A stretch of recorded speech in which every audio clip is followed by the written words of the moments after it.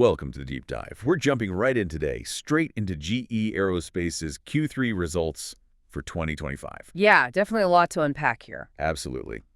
Our mission really is to pull out the key numbers, figure out what's driving this strong performance, and talk about that big guidance update that you just announced.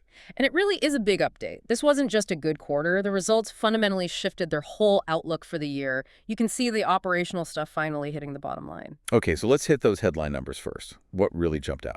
Well, adjusted revenue, $11.3 billion. That's up 26% from last year. 26%. Okay. And operating profit. Same story. $2.3 billion, also up 26%. Pretty strong alignment there. And the earnings per share, that seemed like a huge beat. It was. Adjusted EPS hit $1.66. That's 44% higher year over year. Wow.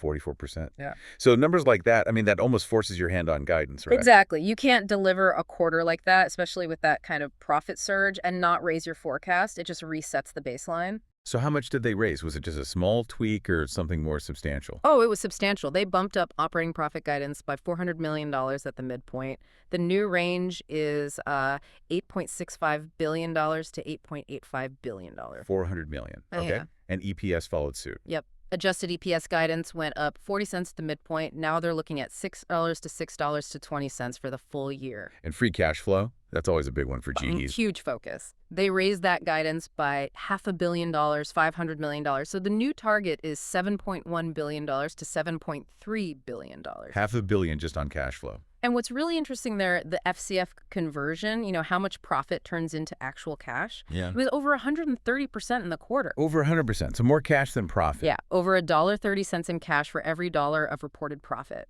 That tells you working capital management is really clicking. Okay, so profit's soaring, cash is pouring in. But here's something interesting. Total orders were only up 2% to $12.8 billion.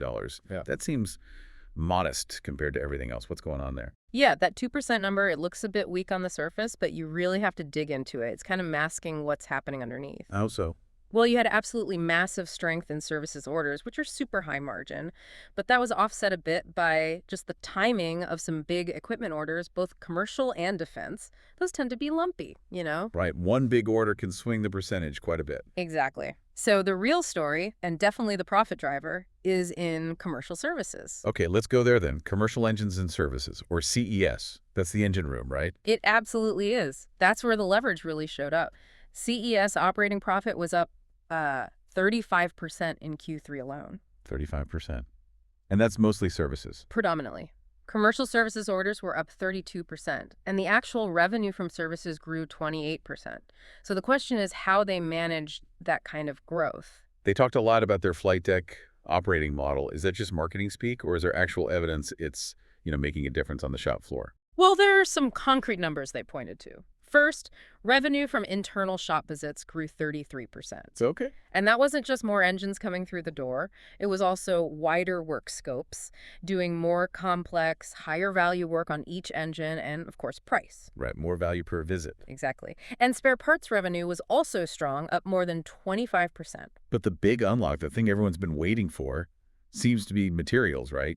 Getting the parts they need. That's absolutely critical. The supply chain has been the bottleneck for everyone, but GE seems to be getting a handle on it. What did they say specifically? They said their priority suppliers boosted material input by over 35% compared to last year. And maybe more importantly, those suppliers delivered over 95% of the volume they committed to. 95%.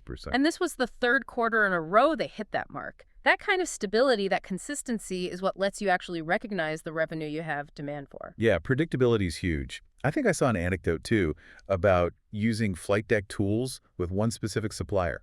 That's right. They mentioned a partnership where applying those lean tools helped more than double the output on certain critical parts. That's tangible improvement. Okay, so it's not just talk. Definitely not. And when you add it all up, the improvement in CES services revenue so far this year, just compared to what they thought they'd do internally, it's about $1 billion higher. $1 billion. Roughly, yeah. Versus their prior internal plan. Mm-hmm. So you see where that big profit and guidance beat came from. That flowed right through. Okay, that makes sense. Yeah. Now, shifting from services to actual production engine deliveries, are they getting more engines out the door too? Oh, yeah. Yeah. Big time. Total engine deliveries were up 41% year over year in the quarter. 41%. And commercial. Commercial units specifically were up 33%. And Ali engine deliveries, the newer narrow-body engine, hit a record. They were up 40% in Q3. 40% on LEP, that's huge volume. Did that impact the full year outlook for LEAP? It did. They actually raised the LEAP delivery growth forecast again. They were saying 15–20% growth for the year. Now they're saying more than 20%. So the ramp up is clearly accelerating. And defense, we saw the profit number was huge. Yeah, Defense and Propulsion Technologies, DPT, revenue was up 26%, but profit just soared up 75%. And that was driven by output defense engine deliveries were up 83% year over year 83%. for the second quarter running. So real momentum there too. So how are they managing this kind of output increase across the board? Is it just brute force, or is there strategy behind it? It seems connected to investments they've been making in, well, efficiency and durability, things that help customers too. They're focused on reducing turnaround times TAT for engine maintenance. Less time on the ground for the airlines. Exactly. They cited a 30% cut in engine disassembly time at their MRO shop in Malaysia as an example. 30% faster just taking it apart. Right. And overall, the total output from their internal LEAF shop visits grew by more than 30%. So more capacity and faster throughput. And durability. Are they making the engines last longer between shop visits too? That's a huge focus, especially for LB. They mention a new version of the ALAPE 1A high-pressure turbine blade that's now in production. Okay. And the expectation is that this new blade will basically double the durability or double the time on wing for that part. That's a massive deal for airline operating costs. Double the life. Yeah, that would make a difference. Absolutely. And they're not just focused on today's engines. They're deep into testing for the future platforms, too. Like the GE9X for the 777X? Yep. They just completed the second round of dust ingestion testing for the GE9X. They said it's going to be the most tested engine they've ever built. Building confidence in tough environments. Right. And they've even started dust testing for the CFM Rise concept engine, the next-gen one. Yeah. Started earlier in the development cycle than they ever did before. So investing in the future pipeline while managing this huge backlog they already have, what's the backlog sitting at now? Still massive, around $175 billion. And they keep adding to it. They mentioned the huge Korean Air commitment this quarter, 103 Boeing jets using GEnx, GE9X, and LEOP engines, plus more GE9X orders from Cathay Pacific. Okay, so 2025 looks incredibly strong, driven by fixing that supply chain piece and executing on services. What about looking ahead to 2026? Can they keep up this kind of, well, surge? Management was pretty clear on that. They said the underlying demand is still really strong. You know, the installed base is growing, lots of engines coming due for shop visits, probably double-digit increases there. But the rate of growth we saw in 2025, which was partly catching up on pent-up demand and fixing supply issues, that's probably not repeatable. They expect growth next year to sort of normalize back towards double-digit levels. Still strong, but not the same surge. Okay, managing expectations there. And there's a specific headwind coming in 2026 too, right, with the GE9X? That's right.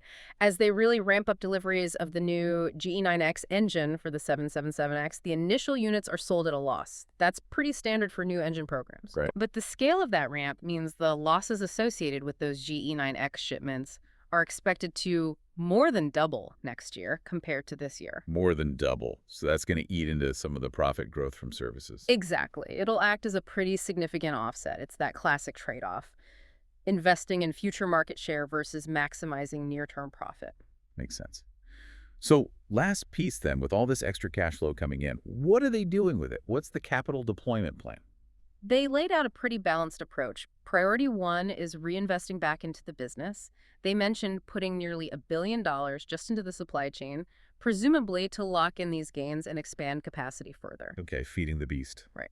Priority two is returning capital to shareholders. They actually increased their commitment there, now targeting $24 billion in total returns for the 2024 to 2026 period. $24 billion, that's a serious commitment. It is, and they're still keeping an eye on strategic moves, too, not just big M&A necessarily, but investments. They highlighted putting $300 million into Beta Technologies. Beta, the electric aviation company. That's the one. They're working together on a hybrid electric turbo generator, initially for defense uses, but potentially for commercial down the line, so planting seeds for the future there, too. Okay, so summing it all up then, Q3 seems like clear proof that this flight deck system, combined with finally getting supplier stability, is letting them really translate that strong demand into, well, dollars and cents and boosting the outlook significantly. It really is. It shows the operating model is working. And you have to remember their underlying advantage, that massive installed base.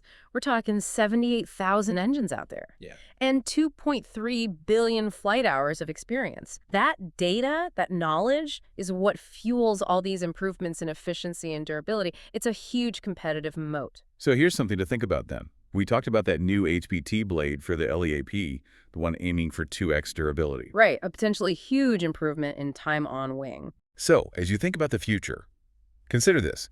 If that durability improvement really delivers, think about the economic impact that has, compounding across that massive LEAP fleet over the next 10-15 years. How much does that permanent reduction in customer cost of ownership outweigh the temporary known headwind from the GE9X losses they expect next year? Where's the bigger long-term value? That's the multi-billion-dollar question, isn't it? Building that long-term competitive edge right now. Definitely something to chew on. That wraps up this deep dive. We'll catch you on the next one.